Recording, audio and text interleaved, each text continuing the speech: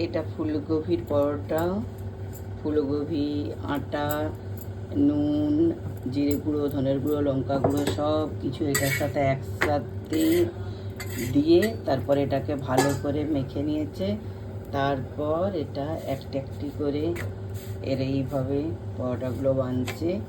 আর খেতে দারুণ টেস্ট।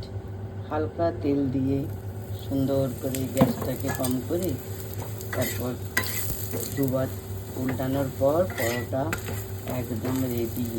সুন্দর পরোটা বেনে গেল। ফুলকপি, এর মধ্যে ধনেপাতা, পেঁয়াজ কুচি সব কিছু ডালতে পারো। এটাতে শুধু কপি দেওয়া হয়েছে, ফুলকপি দিয়ে বানানো হয়েছে। আর ধনেপাতা দিইনি এটার মধ্যে।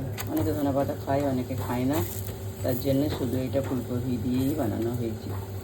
এতগুলো বেনে গেছে, পুরো একদম পুরো কপি কপি ফুলকপি ফুলকপি দেখা যাচ্ছে। এগুলো পুরো বেনে গেছে ফুলকপি পরোটা। একদম দারুণ সুন্দর। আচার দিয়ে খাও, গরম গরম চা দিয়ে খাও, যা খুশি দিয়ে খেতে পারো। পুরো রেডি পরোটা বেনে গেছে।